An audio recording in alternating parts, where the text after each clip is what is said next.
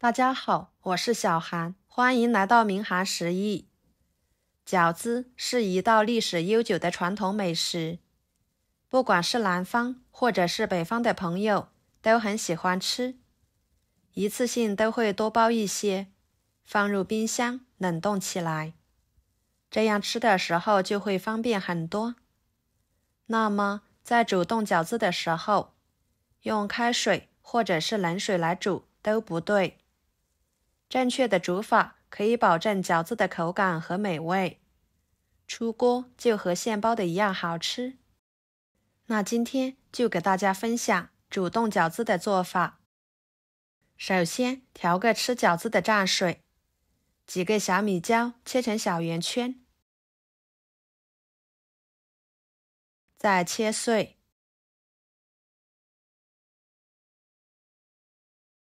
装入碗中。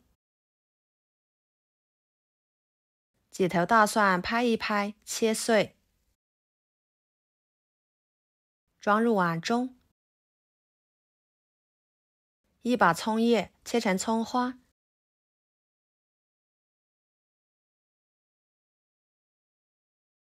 装入碗中。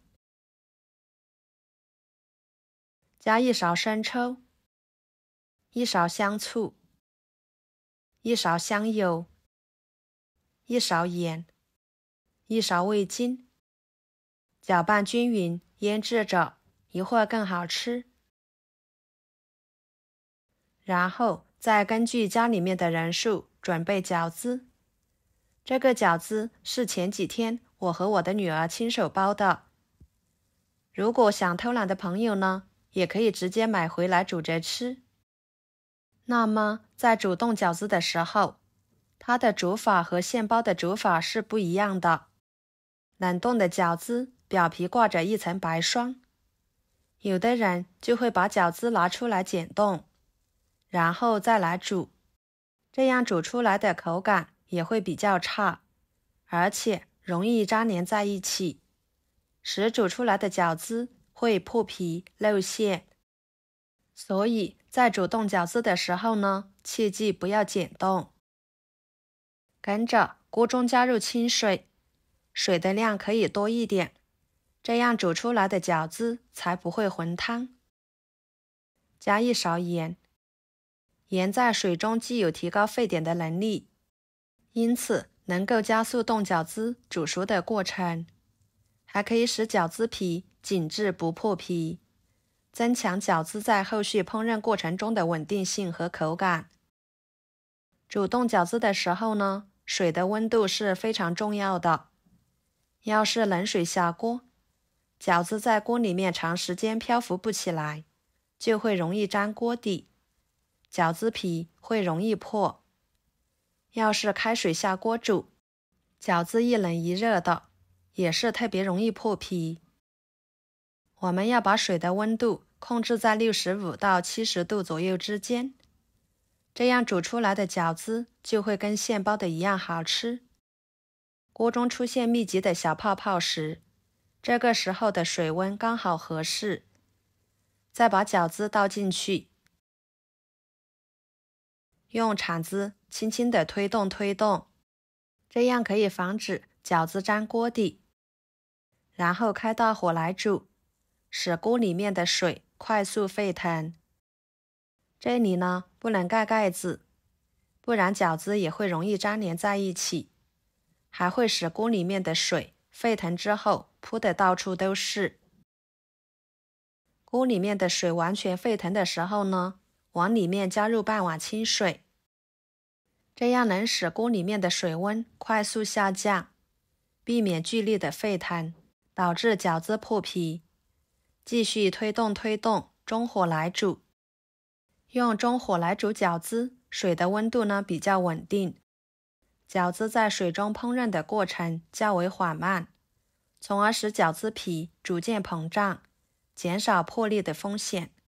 同时，饺子的内部馅料也能够熟得更加均匀，保持饺子鲜美的口感。烧开后加半碗冷水，这个时候加冷水能够使饺子汤更加的清爽。朋友们，视频都看到这了，请用您发财的小手给我点个赞，帮忙转发一下吧。您的支持就是我最大的动力，非常的感谢。烧开后再加半碗冷水，分3次加入冷水的重要性，它能够在饺子皮因热胀冷缩而变得更加的有韧性和筋道，从而使饺子的口感更好。把饺子煮至完全漂浮起来，饺子皮呢已经呈透明的状态，这个时候说明饺子已经熟透了。捞出来装入盘中，看看这样煮出来的饺子个个分明，一点也不会破皮，也不会粘连在一起。可以直接吃，也可以做个喜欢的汤料，吃水饺，还可以蘸上刚刚调好的蘸水等等。我家小孩想吃煎饺，那我就给他煎一煎。平底锅预热，加1勺油，均匀的刷开，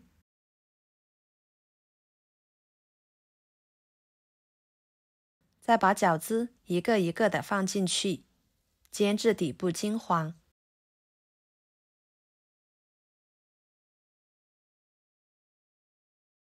再翻一个面，继续煎至饺子全部呈金黄色。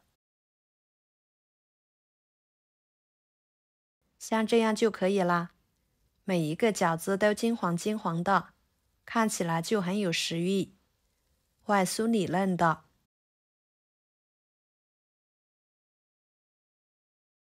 给它夹出来，摆入盘中。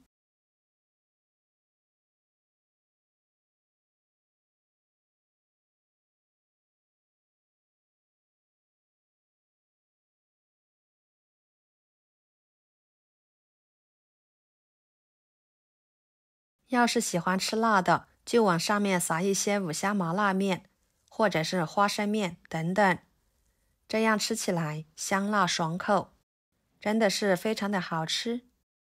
我们这里在烤烧烤的时候也会用来烤着吃，不管是哪种吃法，都特别受欢迎。每次吃这个饺子呢，我家孩子都能吃到撑，真的是好吃到停不下来。